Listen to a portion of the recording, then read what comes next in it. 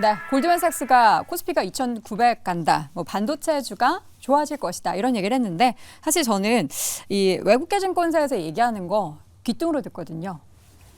투자를 해야죠. 이렇게 2,900 간다고 하면 골드만삭스가 과연 우리 시장에 많이 투자했는지는 모르겠고 근거는 뭐라고 이야기를 하고 있나요? 네, 일단 뭐 최근에 인터뷰를 통해서 그 투자 분석가가 직접 이야기를 했던 내용이라서 이게 이제 좀 기사에 많이 나왔는데요. 네. 한국 증시를 긍정적으로 보는 이유는 밸류에이션이 절대적으로 낮다 이런 이야기입니다. 그러니까 시장 가치가 그동안 많이 빠졌다. 그러니까 앞으로 오를 여력이 더 많다 이런 건데요. 사실 올해 한국 증시에서 외국에 있는 800억 달러 이상을 지금 80억 달러 이상을 매도했습니다. 그러니까 그동안 많이 팔았다 이거죠. 그래서 여기에 더해서 이제 PBR 그러니까 주가 순자산 비율이 1.1배. 그러니까 역사적으로 가장 낮다. 그러니까 이런 점에서 미국 증시가 이때 보면 굉장히 높아 있거든요. 그래서 미국에 있던 돈이 다시 한국에 들어올 수 있는 여지가 있다. 이런 이야기가 있고요.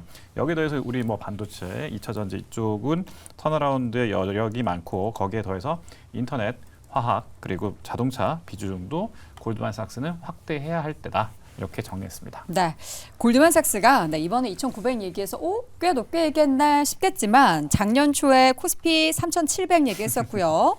재작년 말에는 2024년까지 코스피가 40~50% 성장할 거다. 근데 2,900 얘기하는 건 이거는 거의 뭐 약간 매기는 거 아니에요? 어떻게 생각하십니까? 저요? 네. 네. 시원하게 좀 얘기 좀 해주세요. 뭐라고? 매기는 거 맞는 거 같고요. 그렇죠. 네. 일단은 이번에 골드만삭스가 2,900 이야기한 게 코리아 인베스트먼트 위크에서 발표를 했죠. 한국에 왔기 때문에 자리를 깔아줬으니까. 네, 한국에 왔으니까 그렇게 얘기한 걸 거고 다른 나라 갔을 때도 비슷하게 또 이야기하지 않을까라고 생각하고 있고요. 네. 일단 그에 대한 부분보다 앞서 말씀하신 대로 우리나라 시장이 진짜 그러면 지금 저평가 국면에 있느냐, 밸류에이션 매력이 있느냐에 대한 부분인데요. 올해 상반기를 봤을 때는 상반기에는 코스닥이 먼저 치고 나갔습니다. 네. 어찌 보면 가장 글로벌 증시에서 가장 빠르게 많이 오른 또 증시가 아니었나 생각이 들고 있는데 여기서 이제 코스피, 코스닥 쪽에 대한 부분 좀 나눠서 생각해야 될 것 같고요.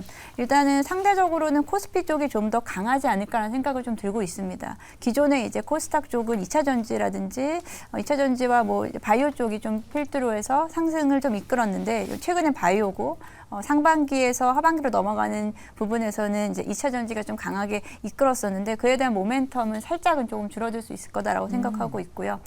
그리고 이제 코스피 쪽에서는 아무래도 코스피 쪽에서 반도체라든지 그리고 2차 전지 셀업체들이 그래도 견조하게 시장을 바닥을 잘 다지고 있기 때문에 2차 전지 셀업체들이 포진되어 있는 코스피 쪽이 조금 더 안정적으로 흘러갈 수 있을 거다라고 좀 생각하고 있고요. 네. 여기 또 한 가지 또 이유는 최근에 중국의 영향력이 많이 좀 약화된 데가 부분이 있습니다.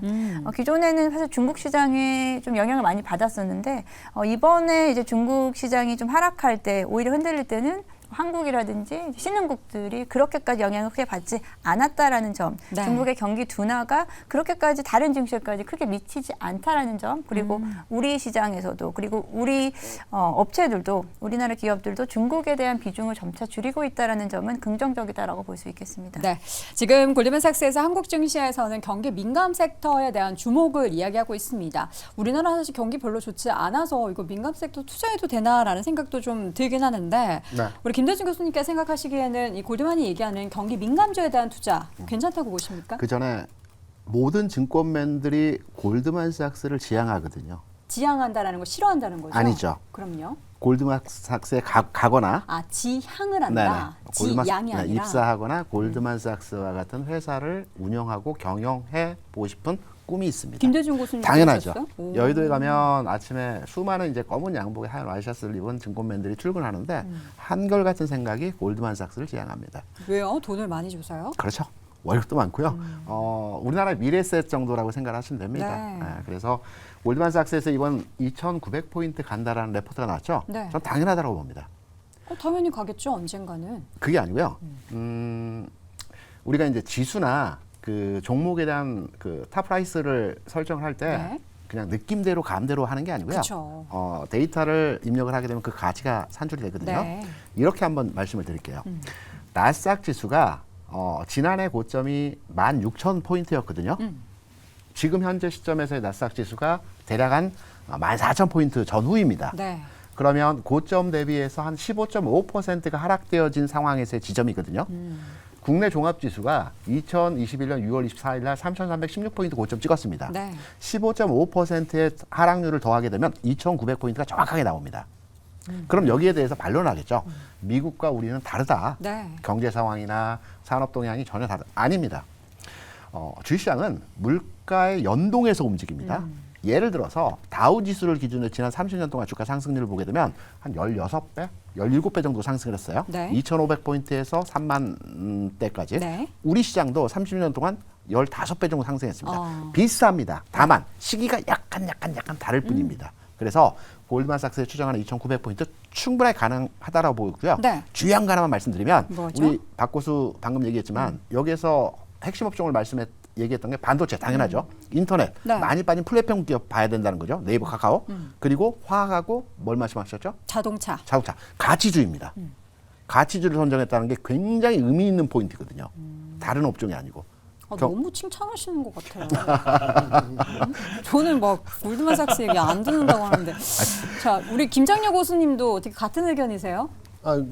그런 논리를 했을 것 같다는 생각은 논리는 들어요. 이해가 된다. 네, 저도 예전에지만 외국에 있을 때 네. 전략할 때 선배들이 하는 거 보면은 그런 네. 패턴을 해요. 아. 다르지 않고요. 그래서 목표 주가들 좀 과감히 바꿀 때는 긍정적으로 볼 때는 바꿀 때는 네.